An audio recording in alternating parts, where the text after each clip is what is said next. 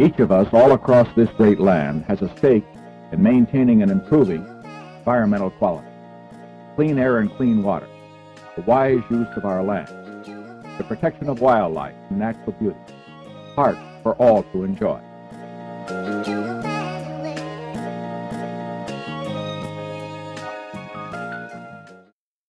Hello everyone, welcome to our podcast Slavic Sustainability, where we discuss climate change in the Central and Eastern European countries. I am Lukáš. And I am Leila. Today we are diving into a topic that connects to critical and distinct crises, the war in Ukraine and climate change. Specifically, we'll explore how this conflict is impacting the environment and what that means for the future of the region.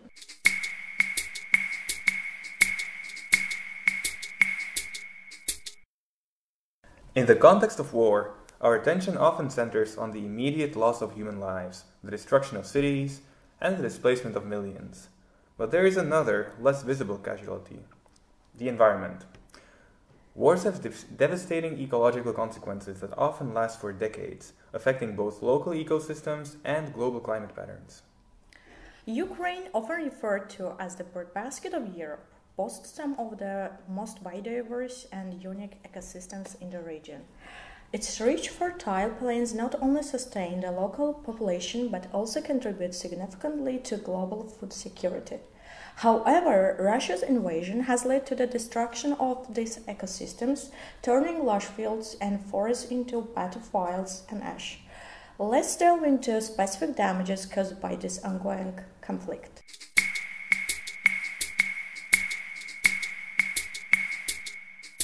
The war has inflicted widespread ecological destruction, which can be vividly seen in satellite imagery.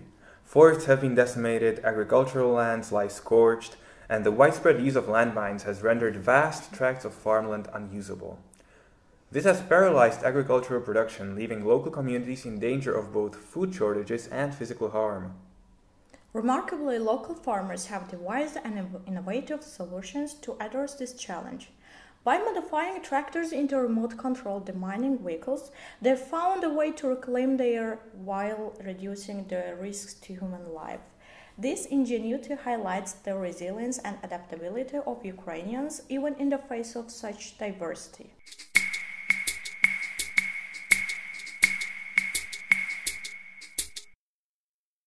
Another grave issue is water contamination. The war's environmental impact has been felt acutely in regions like the Black Sea, where the ecosystem is under severe stress. Dolphins and porpoise populations have declined dramatically, with many found dead under suspicious circumstances, possibly linked to underwater explosions and chemical pollution. Industrial strikes have also taken a toll. Damaged pipelines, oil spills, and polluted waterways have affected not just aquatic ecosystems, but also millions of people who depend on these water sources for drinking, agriculture, and industry. These cascading effects emphasize the interconnectedness of human activity and environmental health.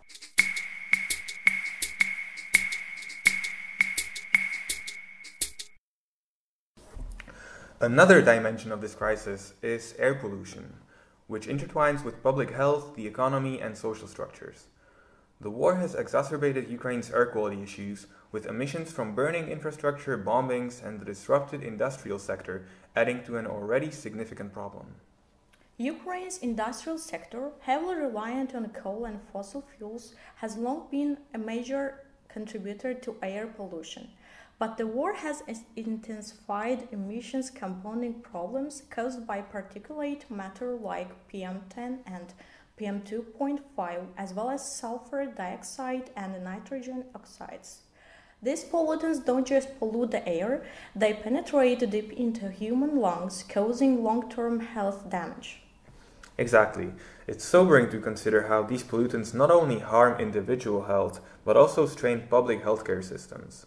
Increased cases of respiratory and cardiovascular diseases are leading to higher medical costs and loss of productivity, creating a vicious cycle of economic and social challenges.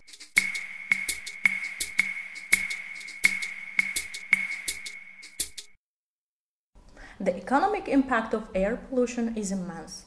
Direct costs include healthcare expenses and medications, but the indirect costs, such as reduced workforce productivity, are equally staggering. Imagine the ripple effect on the economy when thousands of people are too ill to work regularly. At the same time, industries are both contributors to and victims of this pollution. While stricter regulations impose additional costs, they also present an opportunity for innovation. A transition to clean energy and sustainable practices could not only reduce emissions, but also stimulate economic growth in the long term. Speaking of transitions, the Ukrainian government has taken measures to mitigate air pollution. These include promoting renewable energy sources like solar and wind power, alongside implementing stricter emissions regulations. These efforts, though still in progress, represent a significant step toward a cleaner and more sustainable future. And the transition to renewable energy isn't just about the environment, it's also an economic opportunity. Jobs in the renewable energy sector, advancements in cleaner production technologies, and the potential savings in healthcare costs are just some of the benefits that could emerge from a greener economy. Speaking of legal consequences, Ukraine has accused Russia of environmental crimes such as ecocide. The term has become central to discussions surrounding the conflict, as Ukraine's government calls for accountability at the International Criminal Court for these crimes. There is increasing advocacy for the legal recognition of ecocide as an international crime. Under Ukrainian law, there is possibility to prosecute for ecocide. The confiscation of Russian assets, estimated between $200 billion and $300 billion, could potentially fund environmental remediation in Ukraine. So, what can individuals do? Awareness is the first step. By engaging with community programs, advocating for green policies, and supporting businesses that prioritize sustainability, individuals can play a vital role in shaping a more sustainable future. And as we wrap up this episode, remember that addressing issues like air pollution is not just an environmental responsibility. It's a chance to build a healthier, more resilient, and economically vibrant society. The breath of change can indeed be the breath of progress for Ukraine.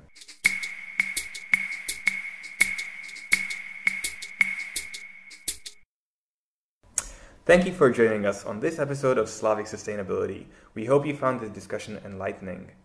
And don't forget to subscribe, share, and stay tuned for more episodes where we dive into critical environmental issues around the globe. The time has come for man to make his peace with nature.